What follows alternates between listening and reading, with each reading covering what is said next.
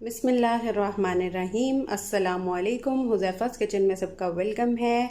आज मैं आप लोगों के लिए लेके आई हूँ बकरा ईद की तैयारी के लिए। आज ही आप लोग सब रेडी कर लेंगे तो कल आप लोगों के लिए बहुत ज़्यादा इजी हो जाएगा।